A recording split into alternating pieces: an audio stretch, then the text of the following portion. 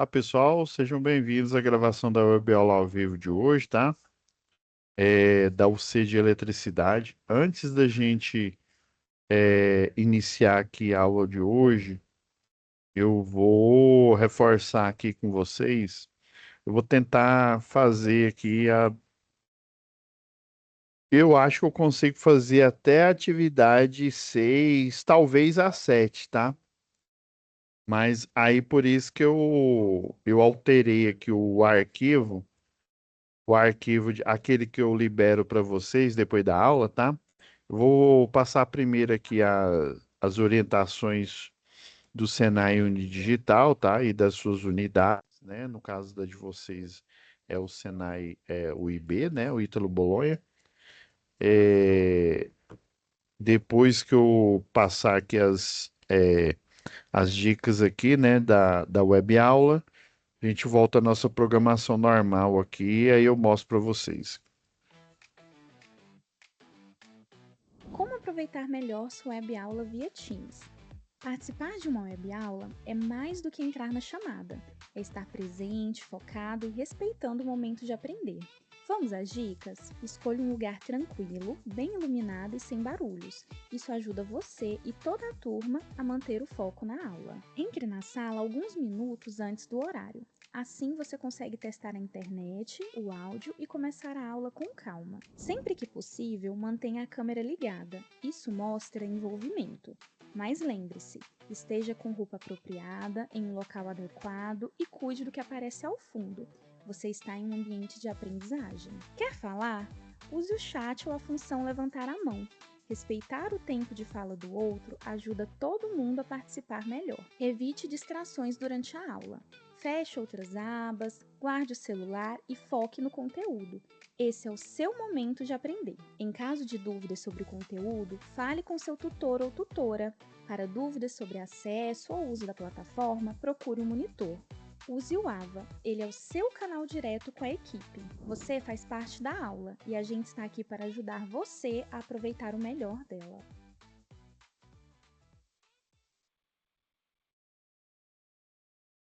Marcos. Marcos, eu tô preocupado aqui, né? Porque a gente ainda teve o. Eu acho que eu tinha até deixado aqui, acho que foi no dia 3, ou foi no. Eu não considerei o feriado. Então a gente vai ter hoje e mais 2 dias. Daí eu quero ver se hoje aqui, eu tinha até falado aqui para Vitória, colocar o exercício aqui, essas atividades aqui, né? Só que ia dar menos, até na última vez que eu ministrei essa aula, eu tive que fazer uma gravação extra aqui, né? Porque não deu tempo, tá? Por isso que o selo anterior tem essas 3 aulas aqui. Aí o que que quero fazer diferente aqui? Eu quero ver se eu termino a parte de circuito de tensão e corrente contínua hoje. Eu acredito que até o 6 é praticamente certeza hoje.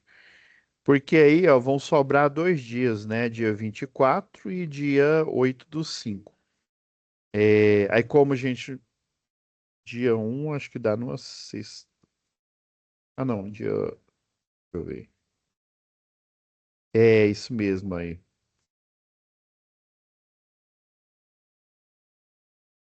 Ó, e 8/5, ó, então pula o dia primeiro, né? Que a gente não tem aula. Então, essas 2 aulas aqui eu quero dedicar para o circuito de tensão e corrente alternada, tá? E como são exatamente 2 exercícios, né? Atividade 1 e 2, é um exercício para cada atividade. Quero ver se esses 2 dias eu falo, né? Do dia 24 eu falo do exercício 1 e no dia 8/5 eu falo do exercício 2 e a gente fecha aqui. Porque eles são mais complexos, né? Tem a ver com teoria aí alternada, né? Por isso que eu já adiantei e pedir para vocês fazerem aqui, né, assistir às aulas aqui do professor Paulo e principalmente a parte aqui, ó, conceito de impedância, números complexos, basicamente número complexo, conceito de impedância, ó, tem esses circuitos aqui de corrente alternada. Essas três aulas aqui são muito boas aqui para vocês revisarem para poder assistir a aula do dia 24 e a aula do dia 8 do 5, tá? Então vamos lá, sem demora aqui. Então, essa atividade que a gente parou nessa última aqui, já deixei até aberto. A gente parou na. Isso, foi o relatório, né? E agora, aí eu quero ver se a gente finaliza aqui, ó. A gente faz todos esses exercícios aqui, ó. Esse de conceito, esses dois aqui da atividade 5, 1 e o 2. O 3 aqui é o circuito A e o B. Isso aqui é só resistência fazer a equivalente, né? Esse daqui, ele fala de consumo, né? Usa a segunda lei de Ohm. Esse daqui é um de consumo de energia aqui, né? Reforçando aquele que a gente fez, só que com as cargas aqui, né? Desse circuitinho aqui, ele é mais tranquilo. E aí eu acredito que a gente ainda consiga falar do exercício 6, porque aí se faltar só o 7, que o 7 ele é um pouquinho pedreira, viu? Ele é pedreira porque, ó, ele tem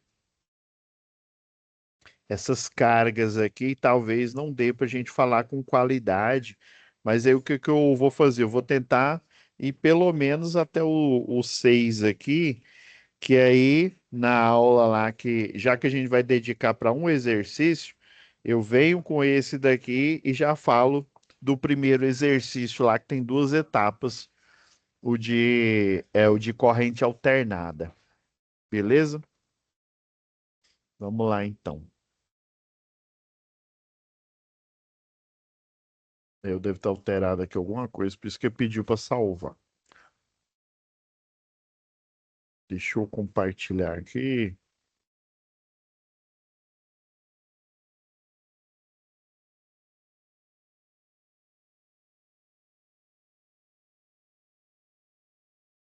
Salvando aqui. Aí eu alterei ele para ele ficar mais enxuto, já que ele aparece aqui. Ele está carregando, eu coloquei bem mais slide. Na verdade, eu ia pôr muito mais. Mas eu acabei fazendo ele no Word e ficou interessante o cálculo de matriz. Como é que você está em matriz, sistema linear aí?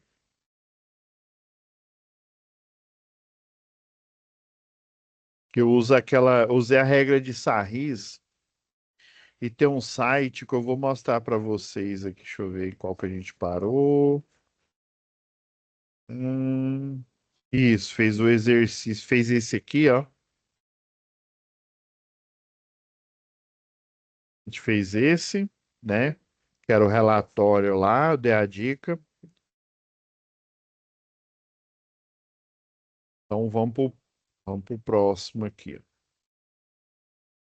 E é um exercício conceitual, tá? Então, ó, sabendo que a eletricidade é a principal fonte de energia para utilização de sistemas de iluminação, né? Aí ele está abrangendo tudo aqui, iluminação, geração de força motriz, né? Que é motores, né? E também usada para gerar calor, tá? Os circuitos resistivos, basicamente, né? O único resistivo que tinha e que hoje em dia o pessoal não utiliza mais para esse fim são as lâmpadas, né? As lâmpadas de vapor sódio aí. Escreva o conceito de quatro grandezas elétricas e em seguida informe o nome do aparelho, né, necessário para realizar a sua medição. Tá? Eu aqui, ó, professor, precisa ser igualzinho que o senhor fez? Não. Eu aqui vou dar algumas dicas aqui, ó. Eu peguei o conceito de tensão porque o pessoal da física vocês aí da eletrotécnica, da engenharia elétrica, precisa saber, né, a tensão, que basicamente ela é chamada de DDP, é uma diferença, né, a diferença aí de potencial.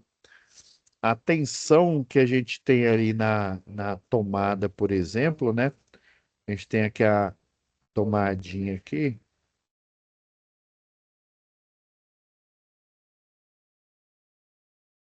né? Essa tensão aqui, por exemplo, a nossa rede, basicamente, os clientes são monofásicos. Então, você tem na fase aqui 220, você tem o neutro, que tem 0 volt, aqui tem 220 volts, né, que é a unidade de medida de tensão, e o Terra, que tem também 0 volts, tá? Ele seria uma alternativa aqui para dissipar a energia caso falte um desses aqui, principalmente o neutro, né? E o Terra, ele está interligado no neutro.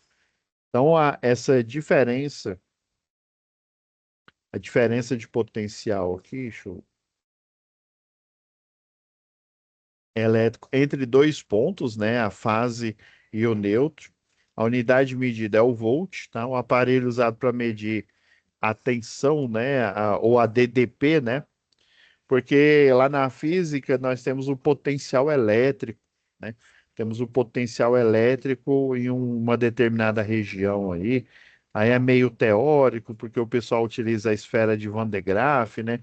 Faz um experimento aí, tem um motor, ele tem uma correia fica por dentro da esfera. E aí essa correia tem um pente aqui, aí ele fica, esse motor você liga, o pente ele fica raspando, aí ele cria uma eletrização por atrito, essa eletrização por atrito, os elétrons eles não ficam na parte interna de um corpo, sabia disso? Eles tendem a ficar na parte externa, daí eles energizam com um potencial elétrico estático a parte externa dessa esfera aí, tá? Daí né, o voltímetro, ele calcula esse potencial elétrico, tá? Esse potencial elétrico, né, uma analogia bastante utilizada no livro de física, é como se você tivesse ali em cima de uma montanha, né? Você tem uma altura muito, né, muito elevada ali que você pode cair, você pode fazer o jump, né, ou aquele parapente, né, utilizando ali aquele paraquedas lá especial lá em Asa Delta, né? Aí você tem um potencial de queda, né? Energia potencial, que é a parte aí da energia mecânica, né? Energia mecânica é energia potencial, gravitacional e energia cinética, né? Essa gravidade ali vai gerar um movimento, né? mv ao quadrado dividido por 2 lá, né? O v é a velocidade, né?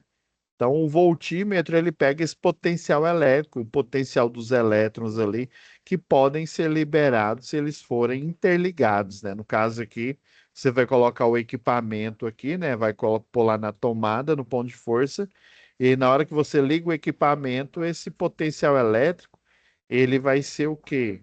Ele aí é como se eu colocasse um monte de elétrons aqui em cima de uma montanha e o neutro fosse o chão, né? Aí na hora que eu ligo o equipamento, eu interligo a montanha aqui com o chão, é como se eles pulassem, né? Ou seja, é como se eles pulassem de uma cachoeira, né? Pulando ali na queda d'água. Então, o multímetro, ele é capaz de verificar esse potencial elétrico, essa voltagem, né? Quantos elétrons você tem ali energizados para poder fazer essa transição aí, né? Parado para estar em movimento ali, né? E aí o outro que eu dou uma dica aqui para vocês é a corrente elétrica, né? Lá no livro de física, inclusive a tensão aqui, essa tensão, né? Às vezes eles falam DDP, né? Que é o que eu acho que é o mais correto, né? Eles falam que é a energia potencial elétrica armazenada, né, em um ponto. Aí é o potencial ou a tensão. Aí a DDP, né, é essa energia potencial elétrica armazenada em um ponto que pode ser levada a outro ponto de menor energia potencial, tá? E aí essa interligação vai gerar o que a gente chama de corrente elétrica. É o fluxo de elétrons que passa por um material. Igual eu comentei aí, né, por alto aí, a gente não vai ficar nessas minúcias aí, mas segundo o Feynman, os elétrons, ele defende, né, e eu acredito que faz até sentido, ele defende que os elétrons, na verdade, eles, ao longo do condutor, eles vão apenas trocando de energia um com o outro aqui, ó. Que aqui na teoria fala, né, que é um fluxo ordenado de elétrons. Lembra que eu até desenhei o núcleo lá do cobre, né, que tem 29 prótons e 29 elétrons, né? Esses elétrons ficam em níveis de energia K, L, M e por aí vai, né? Eles ficam nesses subníveis aqui, ó. 2, aqui você tem até 8, até completar esses subníveis aqui de energia. E aí, o elétron que está mais externo aqui é justamente esse que eu estou desenhando aqui, tá? Aí, esse fluxo de elétrons, segundo o Feynman lá, eles vão passando energia um para o outro, né? É porque é o seguinte, aqui onde eu tenho o gerador de energia, por exemplo, lá na linha, lá na geração de energia, na hora que ele conecta com a linha de transmissão, você concorda que todos os outros elétrons, até chegar na tomada da sua casa, ou no comércio, ou na indústria, né? Você concorda que eles estão, né, desenergizados, né, sem potencial elétrico.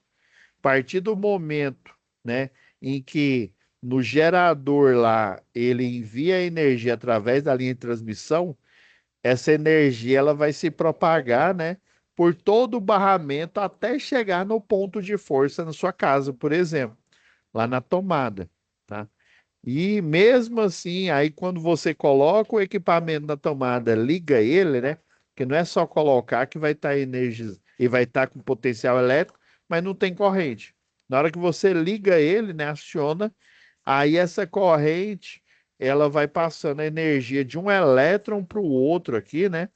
Até então eles energizaram todos ao mesmo tempo, né? Então na interpretação física aí do Feynman, os elétrons eles não estão nem andando. Na verdade, um energizou o outro, né? E aí, na hora que o circuito fecha, essa energia vai ser enviada para cada elétron, é como se cada um pegasse a sua energia e entregasse para o outro lá, né? Ele vai sendo energizado e vai entregando energia e ela chega lá no ponto, tá? Mas para concurso, para prova aqui, né? Considera esse conceito aqui, tá bom? Esse conceito aqui, né? Que é o fluxo de elétrons, né? Ou fluxo ordenado, que passa por um material, né? Um conduto, por unidade de tempo, tá? Que aí, essa variação de carga aqui, né? Você tem que a área da seção transversal aqui, né? A área que às vezes eles chamam de S, ou chama de A aqui, dependendo lá do livro, né? Eu vou ter elétrons, né? Vamos pegar aqui, ó, essa seção aqui, você vai ter vários elétrons livres aqui, né? Que são os elétrons de valência. E aí, essa variação de carga no intervalo de tempo, né? Ó, por unidade de tempo, e aí vai ser igual à corrente elétrica, tá? A unidade de medida é o ampere, tá? O pessoal chama de amperagem, os mais puristas aí, os engenheiros, né, mais purista aí, até eletrotécnico mais purista não gosta, fala de amperagem não, mas eu prefiro, vamos dizer assim, não errar na nomenclatura, mas falar uma nomenclatura que seja inteligível. Por quê? Porque nós somos profissionais, entre nós a gente conhece, beleza. Mas e o seu cliente? O seu cliente, na classificação lá da NBR 5410, ele é um BA1, ou seja, ele é uma pessoa inadvertida, que não tem conhecimento, Então você vai falar a linguagem dele. Igual o médico chega para você, ele fala, né, você tem que fazer mais isso e aquilo. Ele não vai falar do mesmo jeito que ele fala com outro médico, porque eles conhecem. Isso aqui é um abscesso. Vai falar assim, o seu abscesso aqui está com a inflamação. Não, ele vai falar que o seu inchaço ali, né? O senhor está com inflamação, por isso que está dando aquele inchaço, sei lá, na sua perna, no seu braço ali, dependendo de onde você estiver, né? Ele vai falar abscesso só para o outro médico. Para você, ele vai falar inchaço, do mesmo jeito, né? A gente pode falar amperagem, tá? Não tem problema nenhum, tá? É o ampere, né, que é a unidade de medida, né? Quando a gente dimensiona um circuito, a gente dimensiona baseado, né, na amperagem, ou seja, na corrente elétrica que vai passar naquele circuito. Para o próximo aqui, outra dica aqui, ó, resistência elétrica. Resistência a gente fala muito, né? Inclusive aqui na eletrotécnica, na engenharia elétrica. Por quê? Porque tem a resistência elétrica, que a gente fala mais só aqui em circuito de tensão e corrente contínua, mas tem também a impedância, né? Que é a união de indutores e capacitores, tá? Aí essa impedância aqui é dependendo aí da indutância, né? Que é a formação ali de campo eletromagnético, e dependendo aí da capacitância ali, né, ela vai gerar uma resistência elétrica, ela vai modificar o valor da resistência elétrica no equipamento. Então, essa impedância ali, ela vai ter um valor, né, de resistência alterado, que é chamado de reatância. Reatância indutiva, que é influenciada pelo o fluxo de elétron, o fluxo eletromagnético ali na bobina do indutor, e a reatância capacitiva gerada ali pela o acúmulo de carga ali, né? Numa unidade de tempo ali em um condutor ali, né? Ou num capacitor, né? Que é o que ele acumula potencial elétrico ali. Ele pediu 4, né? Então a resistência elétrica, né? É a propriedade que os materiais têm de se opor à passagem de corrente elétrica. Seria a descrição física, né, do fenômeno. A unidade de medida é o ohm, né? Ou é OHM, vocês vão ver nos exercícios aqui que eu utilizei um programa mais antigo, e aí ele utiliza o OHM. OHM, ou então essa letra grega minúscula aqui, que é o ohm, né? Que é o ômega, tá? Que tem a sonoridade igual ao do OHM. Então tem equipamentos, principalmente os analógicos, né? Tem esse OHM aqui. O aparelho é utilizado, tá, para medir resistência elétrica, é o ohmímetro. E eu tinha esquecido de falar. Aparelho para medir corrente elétrica é o amperímetro. Geralmente, quando se trata de instalações elétricas, né, prediais, industriais, nós utilizamos o multímetro, que ele é um alicate. Aí, lembra que eu falei que a corrente elétrica, ela tem, né, você tem um condutor aqui, né, a corrente passando, que é o meu dedão aqui, ó, vai gerar um campo eletromagnético em volta, e ela também gera uma força, mas vamos por enquanto falar só no campo eletromagnético. Ela gera um campo eletromagnético em volta, aí o que que acontece? Esse alicate, na verdade, ele é um transformador de corrente. O que que ele vai fazer? Se o fio ele libera um campo magnético em volta, você vem aqui e fecha o alicate, esse campo eletromagnético ele vai na armadura do transformador de corrente, que é o alicate lá. E aí, através do campo eletromagnético, ele vai saber o valor da corrente elétrica, né? Tem a formulação lá no equipamento, né? E ele vai fazer essa interpretação. E geralmente nós utilizamos o amperímetro como alicate, porque para grandes correntes, o problema do medidor, né, do multimedidor, né, o multímetro, quando a gente afere corrente elétrica, é que para fazer essa medida, a corrente tem que passar dentro do equipamento de aferição. E se ela for muito alta, ela pode, inclusive, danificar o equipamento, pode queimar ele ou queimar o fusível, né? Então é mais seguro você fazer através do alicate, que aí ele verifica o campo eletromagnético, em função do campo eletromagnético, ele consegue saber o valor da corrente elétrica, tá? Do mesmo jeito, é o ohmímetro. Inclusive, eu consigo encontrar versões desses aparelhos que só verifica a tensão, só verifica a corrente, só verifica a resistência. Mais outra dica aqui é a potência elétrica, tá? Então é importante para um eletricista, para um eletrotécnico, para um engenheiro, saber esses conceitos de tensão, corrente, resistência e potência elétrica, a quantidade de energia elétrica convertida em outra forma de energia por unidade de tempo, tá? Essa quantidade de energia elétrica é a capacidade de realizar trabalho, né? No caso de circuitos elétricos, é o trabalho elétrico dos elétrons, né? Esse trabalho que eles têm de, entre um elétron e o outro, transportar energia, tá? Ou pela teoria clássica, né, deles andarem no condutor ali, né, no do condutor no barramento, né? Então eles gastam, né, para fazer esse percurso aí, né? Ou para transportar energia, eles gastam que energia, né? Que é na forma a física clássica ali, ela calcula como trabalho, tá? É um trabalho numa unidade de tempo. Aí esse trabalho elétrico, essa carga numa unidade de tempo, né? Você consegue matematicamente calcular, né? Pegando o valor da tensão e a corrente elétrica. Por isso que eu disse que é importante para nós, profissionais, né, saber o conceito de tensão, de corrente elétrica, porque esses dois, se a gente multiplicar, nós temos o valor da potência, beleza? E geralmente o equipamento todo multimedidor, o único equipamento que não vem com certeza em todo multimedidor é esse daqui, o watímetro, tá?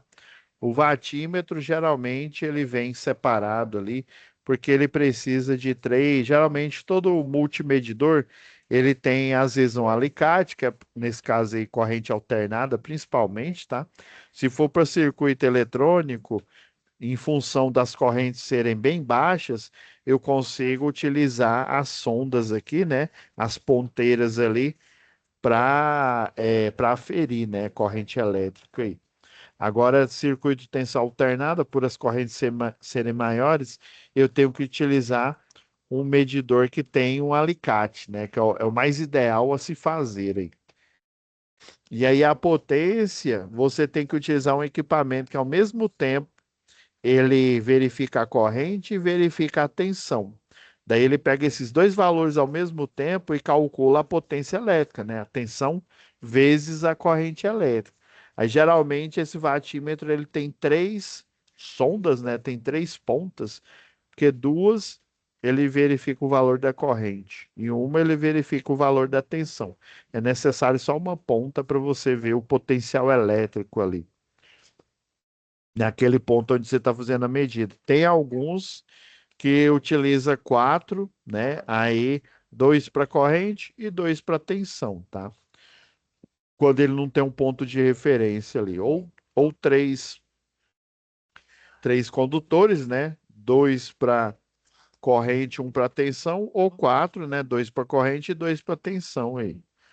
E aí o vatímetro, por ele precisar, né, desse preparo a mais, na maioria dos multimedidores, eles só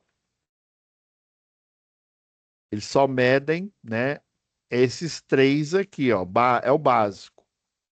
Esses três. Alguns têm para transistor, né, para você saber qual que é a polaridade lá do transistor, do diodo, teste de continuidade, né? Inclusive ele utiliza o mesmo circuito do que faz o cálculo de resistência elétrica, porque para você saber a continuidade do circuito, você tem que aplicar tensão.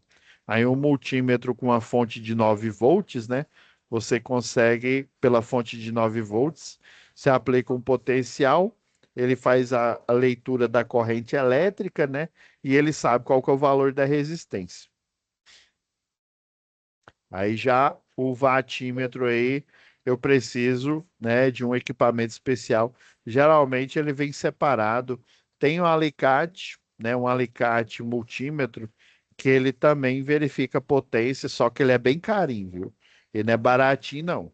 Você tem que realmente precisar muito no seu dia a dia ou em laudo que você faz, fazer essas aferições aí, né, para justificar o valor dele. O alicate terrômetro também, para você verificar a resistência elétrica do sistema de aterramento, também é bem caro, viu?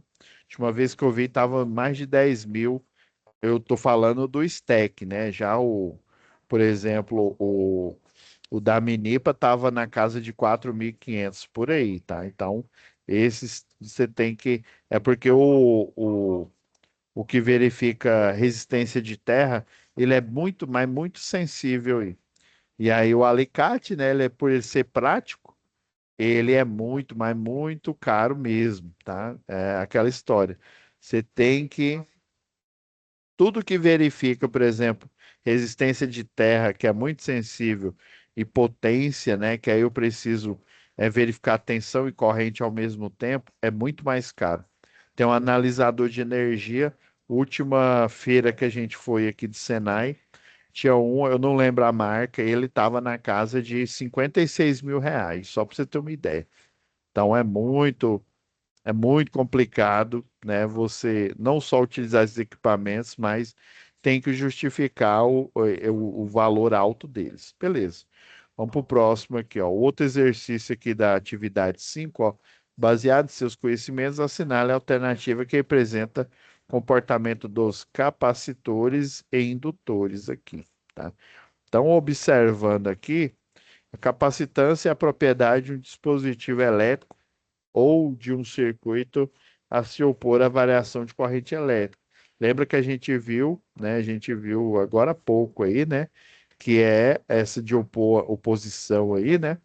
É a resistência elétrica, né? Então, isso aqui tá, esse aqui já não é. E no capacitor, só lembrando, pode passar também. Na verdade, o capacitor é potencial, né? Capacitor ele pode ser usado tanto para circuitos de tensão alternada como de é, contínua, tá? Um indutor tem como propriedade básica a oposição que manifesta as variações de tensão. Ah, e se opõe à variação de tensão, é isso que eu queria dizer. Essa questão aqui tinha que ser melhor elaborada aqui. Não, ele não opõe à variação de tensão. Ele opõe, na verdade, a variação de campo magnético, tá? Quando fala indutor, lembra lá do fio, tá? O fio, lembra que ele passa. Opa, eu estou fazendo é com o indutor, né? É um enrolamento, né? Cada enrolamento, se ele é circular, né? É uma circunferência, tem enrolamentos que são quadrados, tá? Aí você vai fazendo uma espécie, vai dando voltas aqui, né? Quadrangulares aqui, ó. Pode fazer isso aqui também, ó. Ó, agora eu me superei, ó. Agora eu tô bom para desenhar. É mais ou menos nesse estilo aqui, tá? É um quadrado. Tem outras arquiteturas aí mais básicas, a circular e essa daqui. E aí lembra que eu falei que a corrente elétrica, ela libera aqui em volta dela densidade de campo magnético. E aí, o indutor tem como propriedade básica a oposição que se manifesta a variação de tensão. O indutor, inclusive, ele é conhecido como fonte de corrente, tá? Quando você vê isso aqui, ó, em circuitos elétricos aqui, ó, você é uma fonte de corrente, tá? O que que é isso? Por exemplo, um reator de uma lâmpada fluorescente, né, que tem lá um gás nobre, ele não é reativo, né? Ele só é reativo com alto potencial elétrico, alta corrente, na verdade, ali, né? Aí o que que vai acontecer aqui, ó? Esse campo magnético aqui, ó, ele vai criar, quando no desenho aqui do indutor, ele vai criar esse formato aqui, ó, dos campos eletromagnéticos aqui, ó. Ele vai criar esse formato aqui. E aí, aí vai ter campo magnético em volta aqui também, em volta um e o outro, dependendo aí da distância, né? Ele vai criar uma massa de campo magnético. E daí, quando você é, quando é tensão alternada, a corrente vai para um lado e a corrente vai para o outro, né? Em 60 vezes a cada segundo, né? 60 Hz, né? E aí, esse campo magnético ele vai mudando de direção 60 vezes por segundo, né? Então, ele vai se opor a essa variação de campo magnético, tá? Vamos ver o próximo aqui. Capacitores são elementos bastante comuns em circuitos retificadores, é verdade, dado sua capacidade de estabilizar as oscilações em função do campo eletromagnético. E é a variação de valor de tensão, tá? Não é de campo magnético, não. Então, e por isso aqui está errado. Função do campo magnético. Capacitores e indutores são elementos que armazenam energia, tá? Capacitor é potencial elétrico, geralmente o apelido dele é fonte de tensão, tá? Eu esqueci ele tem um símbolozinho igual esse símbolo aqui, ó. Igual esse símbolo aqui. Capacitores e indutores são elementos que armazenam energia na forma de.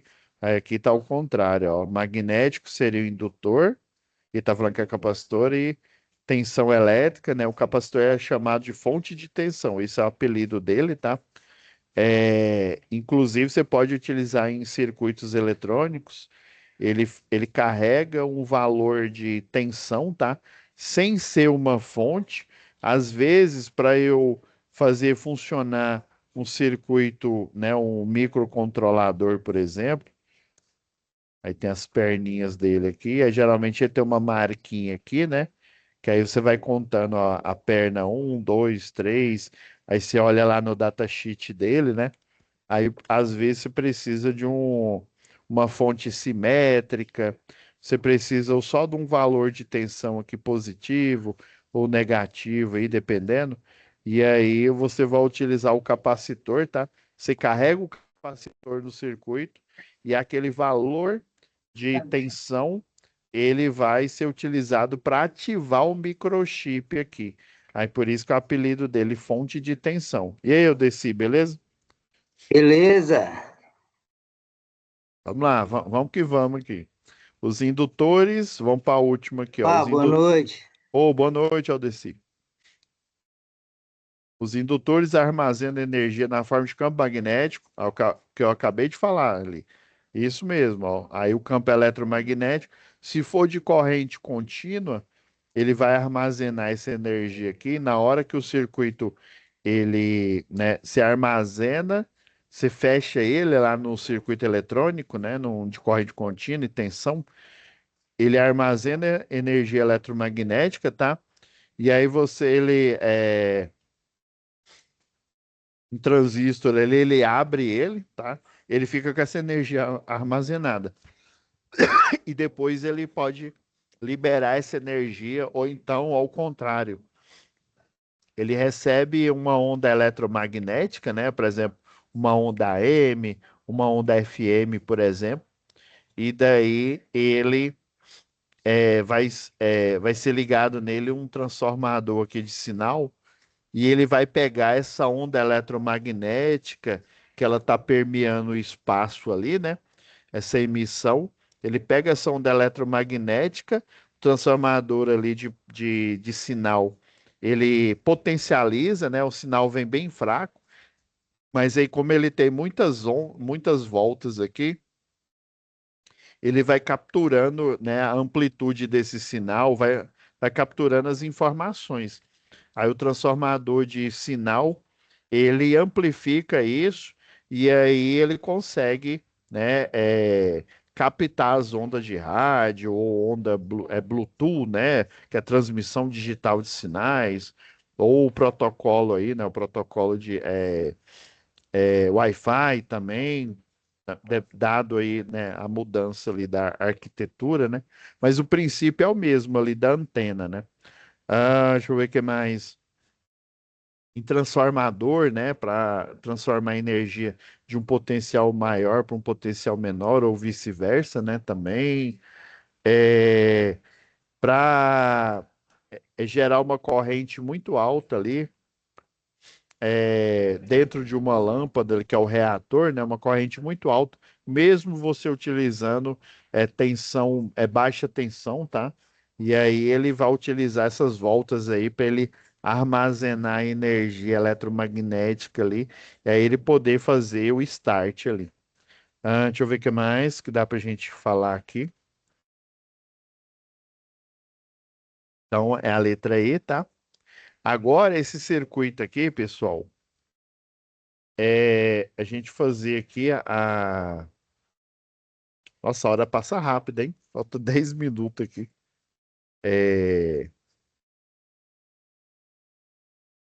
Eu deixei aqui, ó, que basicamente o que é que a gente vai fazer aqui, ó? É um circuito misto, tá vendo aqui, ó, o R5 mais o R8 aqui, ó. Basicamente a gente vai transformando ele, ó, transformou agora nos 68 ohms, tá? Daí, ó, o 68 com o de 12 aqui, ó, eles estão em paralelo, né? Que aí é o produto, sempre dois, né? O produto dividido pela soma. E daí, Tá você. aparecendo na tela compartilhada, não. Não tá? Não. Vai- E aí, Marcos, você tá vendo? Não, pra mim tá aparecendo aqui, pra mim tá. Eu acho, Aldeci. Deixa eu ver, eu vou parar aqui o. Vê se nessa janela, na janela que você está enxergando aí, vê se aparece essa apresentação, só que menorzinha. Que às vezes ela tá, na hora que você abriu, ela fica aparecendo a minha imagem aqui, né, maior, e a apresentação tá aparecendo menor, tá? Aí você tem que dar dois cliques nela, que aí ela aparece. Ela aparece maior.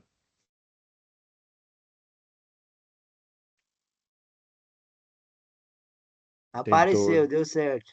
Ah, não é. Eu lembrei que foi isso. Uma vez eu entrei numa reunião e eu não tava vendo nada. Aí o pessoal me instruiu assim. Pois é, tem a hora que eu tô tentando entrar aqui, tá dando um trabalho para entrar nessas aulas. Não, às vezes é o tráfego aí, né? Internet, dependendo aí. Então, ó, você vai fazendo aqui, tá vendo que eu vou desconstruindo esse circuito até chegar no circuito menor, ó. Então, esses dois aqui em paralelo, né? 68 e o 12, ó, o produto pela soma, deu 10,2 ohms, tá? E aí agora, ó, aqui, ó, você pode fazer o pulo do gato, ó. Esses dois aqui estão em paralelo, o resultado deles aqui, ó, mais esse o R7 aqui, ó, vai dar o valor dessa resistência equivalente, ó, que no final das contas ela vai estar em paralelo com o R1 e o R2, ó. Deixa eu ir pro próximo aqui, ó. Tá vendo aqui, ó, o REC 3, eu chamei de REC 3 aqui, ó. Você entendeu, ó? Esses dois em paralelo, aí faz o cálculo separado aqui, mas esse daqui, ó, ele vai estar em série com esses dois em paralelo. O resultado vai dar esse resistor aqui, ó. Aí na hora que você for reduzindo o desenho, ó, tá vendo, ó? Deu três em paralelo. E aí, ó, o que que eu fiz aqui, ó? Ó o pulo do gato aqui, ó. Pessoal, aí, resistência equivalente 4, né? Que aí eu vou pegar esses três aqui e fazer o cálculo. Aí, professor, eu posso montar a equação desse jeito aqui, ó. É dividido pela os inversos o somatório dos inversos das resistências aqui, ó, das três resistências. Aí, por que, professor, eu posso fazer isso? Lembra que o algoritmo, né, de um circuito em paralelo é um sobre resistência equivalente, né? Vamos supor dois aqui, ó. Um sobre resistência R1, sei lá, por exemplo, né? Mais sobre resistência 2 mais assim por diante, tá? Eu posso fazer o quê, ó? Eu posso considerar todas essas resistências, até a enésima resistência, né, a Rn aqui, ó, como um elemento só aqui, ó. Aí o que que eu, para simplificar o cálculo aqui, ó. Isso aqui eu aprendi com o pessoal da matemática. Aqui, ó, numa igualdade, ó, quando você tem, ó, por exemplo, um dividido por REC, né, resistência equivalente, é igual a A. Como é que você faria para achar a resistência equivalente? Uai, professor, eu passaria a resistência equivalente para cá e o A para cá, né? Aí ficaria, né, resistência equivalente, né, é igual a um dividido por A. Mas quem que é A? A é tudo isso daqui, ó. Então, professor, entendi. Então, se eu passo todo esse módulo aqui, esse soma de inversos aqui, para o outro lado, dividindo, por isso que ficou um sobre resistência equivalente, né? E a resistência equivalente eu coloquei na igualdade, porque eu não estou querendo achar o inverso das resistências equivalentes, eu estou querendo achar a resistência equivalente em si, tá bom? Por isso que eu montei essa equação, né? Que fica desse jeito aqui, ó. Um sobre resistência equivalente, ó, dos quatro, dos três aqui, ó. Um sobre R1, mais um sobre R2, mais um sobre R3, ó. Aí ficou um sobre 80, mais um sobre 40, né? Mais um sobre 63,5. E aí, ó, deu 18,79. Agora é só fazer a soma algébrica. Fazendo a soma algébrica aqui, ó, o R6 mais o resistência equivalente 2, que é esse de baixo que eu tinha feito lá no início, ó. Lembra que eu fiz aqui no início, ó? Peguei esse daqui e fiz esse que eu chamei de REC 2. O R4 que eu finalizei aqui, ó, somando tudo isso deu 93,89 ohms. Professor, interessante. Vamos para o próximo aí, a letra B, ó. A letra B, o que que eu fiz aqui, ó? O REC 1, eu chamei o R4 e o R5, tá? Agora, o REC 2 aqui, ó, eu chamei esses aqui, ó. R1 mais R2 mais R3. Como ambos aqui estão em série, né? Então é só a soma algébrica, que é só somar, eu acho essas resistências equivalentes parciais aqui, ó. E aí, lembra que agora ficou o R6 em paralelo com o REC 2, em paralelo com o REC 1, não ficou? E aí, o que que eu faço? Aplico aquele mesma ideia do algoritmo, né? Um sobre REC 3, né? Que é o resistor que representa essa massa aqui de resistências aqui, né? O REC 3 é um sobre REC 1 que eu tinha achado no início aqui, mais um sobre REC 2, que é a soma desses três, mais um sobre R6 aqui, ó. Um dividido pelos inversos aqui, ó, eu vou achar 38,7. E daí, ó, vai sobrar o quê? Um resistor aqui, né? Que é esse REC que eu chamei de REC 3 aqui, né? E agora, a resistência equivalente 8 e 7, elas, né? Eu posso fazer a soma algébrica delas aqui, ó, mais a soma algébrica dessas duas aqui, ó, o R9 com o R10 aqui, ó. Você concorda que vai dar uma resistência? E no final das contas, essa fonte de 12 aqui, ó, elas vão ficar em paralelo à resistência final aqui que eu chamei de REC 3, em paralelo com o somatório dessas duas, em paralelo com o somatório dessas outras duas aqui, a REC 4 e a REC 5. E aí, ó,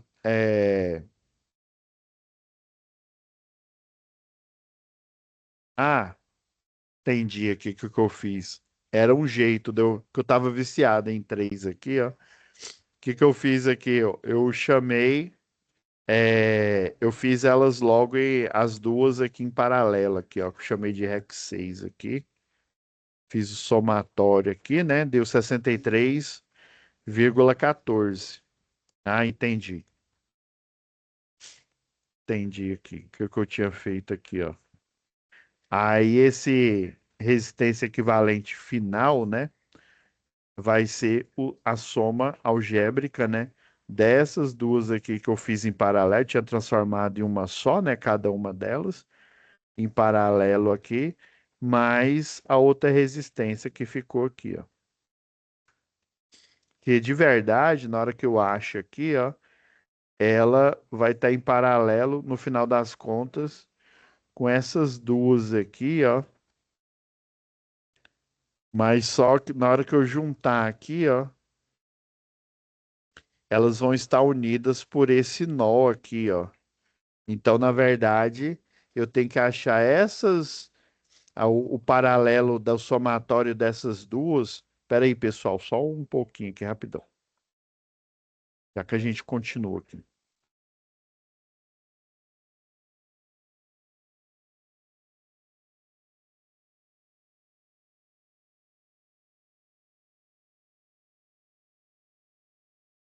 Só um minutinho aqui. A gente continua.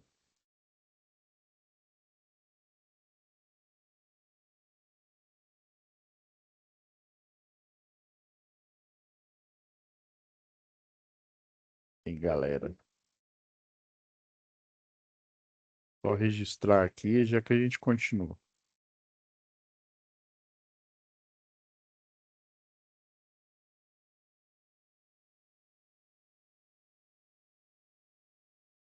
É só um pouquinho.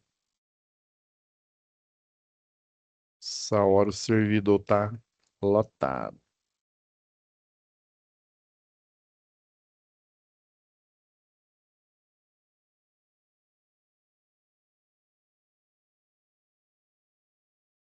E- Ah, agora sim.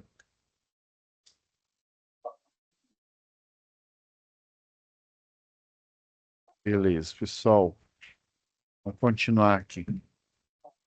É, Aí por isso, ó, eles não ficam em paralelo. Só esses quatro aqui, né? Logicamente, a resposta desses dois aqui, ó, estão em paralelo. Agora, esse daqui, ó, ele tá em série, porque se eu fizer esses aqui, ó, em série, vai dar dois aqui, né? Daí, eles, se eu fizer eles novamente em paralelo, vai dar um resistor aqui, ó. Aí ele vai estar em série com R6.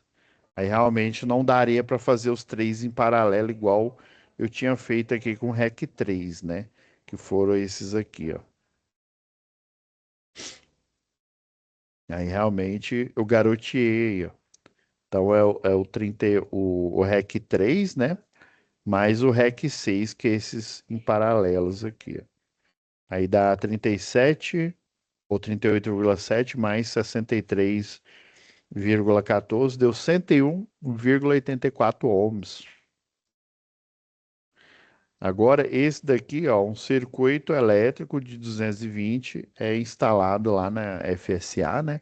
E foi solicitado que você, né, técnico em eletrotécnico, fizesse o dimensionamento primário do condutor aí, tá? É inicial aqui, ele não está falando primário, que é o primário do primário de um transformador, por exemplo.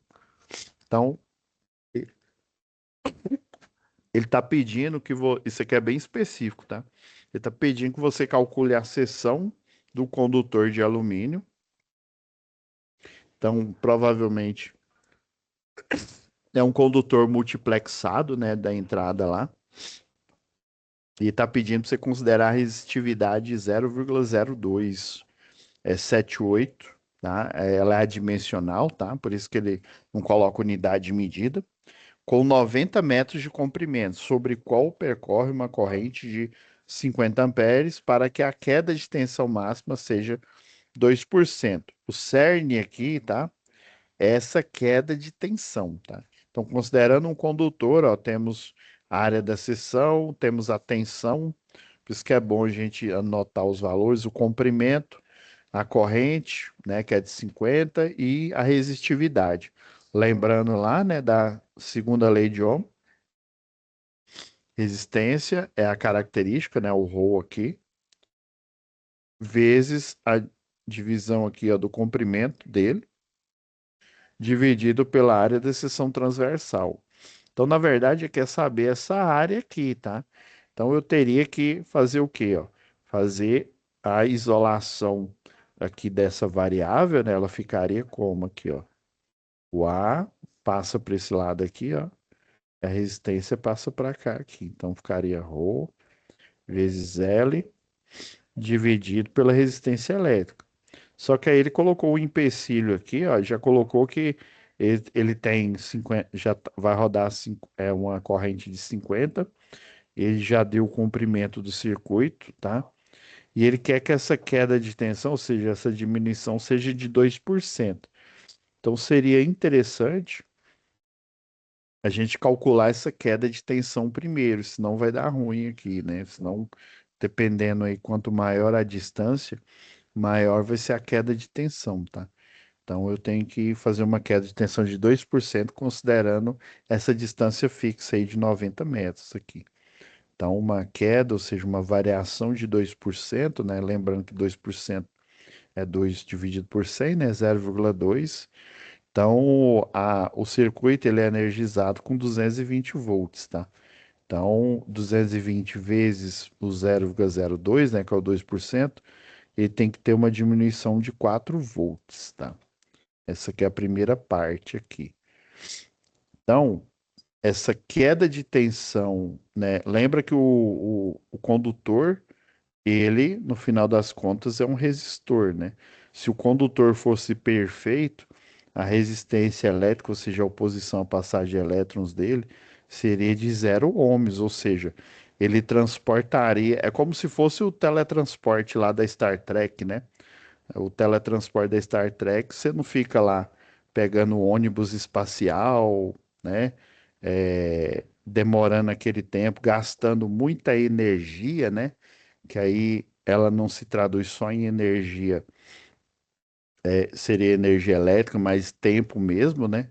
O teletransporte ele trava lá o sinal lá de teletransporte em você, desmaterializa você em um local e materializa no outro ali instantaneamente, né? Se a resistência elétrica, ela, né, se eu tivesse o condutor perfeito aí, a resistência elétrica seria zero, ou seja, ele levaria a energia, por exemplo, lá da geradora de energia, né, da hidrelétrica instantaneamente. Aí, professor, mas não vai mais ou menos na velocidade da luz? Vai, mas ele vai nessa velocidade, mas tem o que? O efeito Joule, né? O efeito de dissipação de calor, de perda, tem um efeito capacitivo que eu vou comentar com vocês lá na UC lá de sistemas elétricos de potência, né? A parte do último módulo aí do curso. Então, essa resistência elétrica aqui, né? Ela tem que ser numa taxa aqui, ó. Lembrando que eu estou tirando essa dedução da primeira lei de Ohm, ó. Matematicamente, né? A resistência é o quê? É o valor da tensão, né?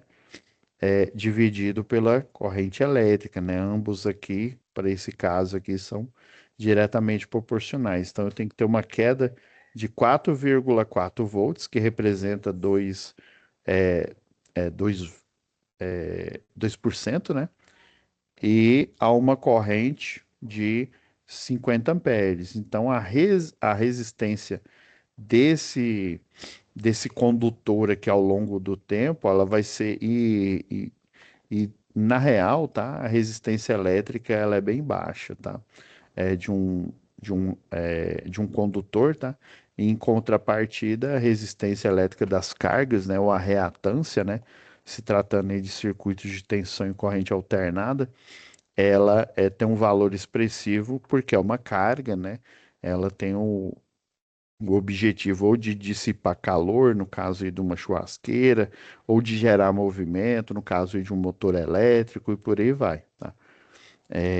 Então deu uma resistência, né? Esse condutor, para ele gerar essa taxa aqui de 2% de diminuição de tensão, é de 0,088 ohms, tá? Agora sim, né? A gente pode utilizar aquela fórmula que eu deduzi lá da segunda lei de Ohm, né? Lembra aqui, ó, que eu deduzi agora há pouco. Vai ser, a bitola vai ser igual o quê? O ρ vezes o comprimento dividido pela resistência, né? Só que agora nós sabemos a resistência exata que esse condutor deverá ter para ele proporcionar uma queda de apenas 2%. Lembrando que na NBR 5410, essa queda de tensão para um cliente que ele não tem um transformador próprio, ou seja, ele compartilha transformador, que seria os residenciais, né, com outros clientes, o recomendável lá é de 5%. E se você tem um transformador próprio, um pequeno comércio, né, ou até uma indústria, já a queda de tensão lá da medição até no circuito de maior potência, no mais crítico aí, é de 7%, tá? Então, esse 2% aqui é só teórico, mas lembrando aqui, né, se for aplicar para o mundo real, indústria e comércio tem que ser de 7% a queda de tensão e residencial 5%. Aí, professor, assim, só por curiosidade, como é que eu resolveria esse problema aí? Eu poderia resolver esse problema de várias formas. Ou diminuindo a distância do quadro até o equipamento, o que não seria prático, né? Porque o equipamento ele fica lá numa baia, lá em determinado local, né? Aí eu teria que colocar todos os equipamentos perto da medição, né? Seria loucura. Mas essa é uma forma de você diminuir essa queda de tensão. A outra forma, e é a mais prática e que realmente é a que é aplicada, é aumentar a bitola do condutor, tá? Então, esse condutor aqui, ó, se não atingisse a especificação, né? Então, ele teria que ser maior que 28, né? 28,43 milímetros aí. Aí eu teria que colocar uma bitola maior, que aí também eu diminuo o efeito da queda de tensão.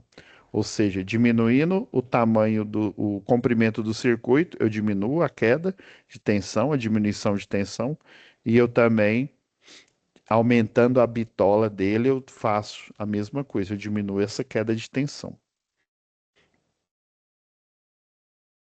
Eu queria chegar até o exercício 6. Vamos fazer o 5 aqui, tá? Que aí no próximo eu faço o 6, o 7 e o primeiro lá, tá? Ó, considerando que o circuito elétrico abaixo aqui, né, permaneceu ligado por 3 horas, calcule o consumo, né, desse circuito e o custo, né, o consumo é o quilowatt-hora, tá? E o custo por manter ele funcionando durante essas 3 horas aqui. Então, basicamente, a gente tem que achar a resistência equivalente aqui, ó. Então, soma essas duas em paralelo com ela aqui, ó. Aí, lembrando que eu mostrei na aula passada, né? Eles mudaram o design, eu vi esse mês aí. Eu tava olhando a conta de energia, mudaram as informações aqui, ficou bem mais enxuta lá na Equatorial, tá? Então, se soma esses dois aqui, ó, dá 55 ohms. Mas você, para ser mais rápido aqui, ó, você pode fazer eles em paralelo aqui, ó. Tá vendo, ó? R1 vezes R2 mais R1 dividido pela soma. Quando é dois resistores, né, eu faço o que? A multiplicação dividido pela soma, né? Daí, ó, como esses dois aqui estão em série, você concorda que o R2 mais o R3 aqui, eles representam um resistor que eu poderia chamar de resistor equivalente 1, por exemplo. Então, eu estou fazendo o produto, ó, da soma dos dois, que seria o resistor equivalente 1. Aí eu já melhorei os cálculos aqui, ó, faz a propriedade distributiva, ó, 25 vezes 40, mais 25 vezes 15, tudo isso, né, dividido por 25 mais 40 mais 15. Vai dar igual a, esqueci de pôr igualdade aqui, né, 17,19 aqui. E a resistência equivalente total, né, eu sumindo com isso daqui, ó, eu vou ter essa resistência equivalente aqui, né, que eu chamo ela de 1, e insere com R4 o R6 aqui, o R5, né, desculpa. Então, agora é só somar, né? 30 mais 40 mais 17,18 ou 19 aqui, né? Eu mudei aqui aplicando, né, a primeira lei de Ohm aqui para achar a corrente, né? Eu tenho o valor da tensão, que é 220, né, alimentação, dividido pela resistência total, né, que é o somatório das cargas aqui. Eu vou ter uma corrente de 2,52 amperes. Beleza. Eu tenho o valor da tensão, eu tenho o valor da resistência total aí, que me deu o valor da corrente elétrica que flui por esse circuito que ficou funcionando por 3 horas aqui. Então, pela fórmula da potência, né, a tensão, né, 220 vezes a corrente, né, vai dar 554,4 watts, tá? Lembrando que a conta de energia, lembra na aula passada? A conta de energia, ela é monetizada o quê? Ela é monetizada é, a cada quilowatt, igual a água lá, né? A cada 1 metro cúbico, a cada 1.000 litros, você paga uma tarifa para utilizar e uma tarifa para limpar. Aqui, no caso, só para utilização. Aí, vezes 10 a terceira, né? Na hora que eu diminuo esse número aqui, ó, eu aumento o potencial aqui, né, da notação científica, né? E aí eu vou diminuindo aqui, ó, colocando a vírgula, ó, uma casa, duas casas, três casas aqui, né? Na verdade, não, na verdade já estava aqui, ó.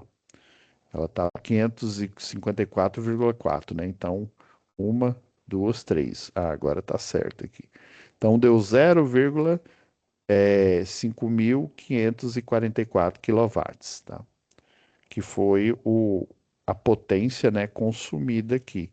Aí lembra que eu falei que a fórmula lá da energia é a potência em quilowatt, que a concessionária calcula, né, a cada quilowatt, vezes o tempo, né? Aí lembra que tinha um ICMS, PIS, COFINS, os encargos, né?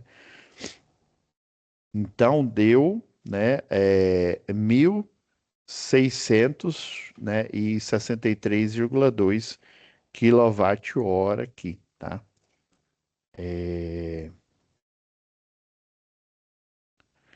A tarifa aqui é de 36, né? 36 centavos aqui. Então, esse custo aqui, né? A quantidade de quilowatt. Ah, não, não é 1.000, não, gente. Ixi, acho que eu digitei errado aqui. Eu tô achando isso aqui muito alto aqui. Maria, se eu tivesse gasto isso esse mês, eu estaria pobre. Deixa eu só calcular de novo, que é 0,5544 vezes 3. Ah, não é 1.000, não, desculpa aí, que eu coloquei o ponto, né? Ponto geralmente a gente utiliza aqui para 3 casas depois da vírgula. É 1,600, né? Ó, seria, para ser bem exato aqui, né? 1,6632 quilowatt-hora, né? Ou seja, porque. Não, eu achei estranho aqui, né? Para dar uma tarifa de 60 centavos, né? Era esse 1.000 e tanto, eu iria pagar uma conta aí astronômica aí. Então é 1,6632 vezes 36 centavos. Aí lembra que na tarifa real, né, depois dessa segunda casa aqui, ó, eu tenho mais números que são os encargos aí. Então deu o custo, né, a energia deu 1, tá? Não é 1.000, não, é 1,6632 quilowatt-hora, né? Um consumo muito moderado aí, por 3 horas, né? Vezes 36 centavos, deu 0,59, ou seja, aproximadamente 60 centavos. Então, deu 1,6 praticamente quilowatt-hora e 60 centavos aí de tarifa, né? Então, custou 60 centavos, beleza? Então é isso, pessoal. O 6 aqui eu não vou fazer hoje não, que ele vai demorar um pouco aqui, tá bom? Aí já extrapolou o nosso horário. Então, próxima aula, o 6 e o 7, e a gente faz o exercício 1 do circuito de tensão e corrente alternada, tá bom? Fica com Deus, tá? E até a próxima web aula ao vivo. Tchau, tchau. Tenha um bom Tchau. feriado. Você também, doutor.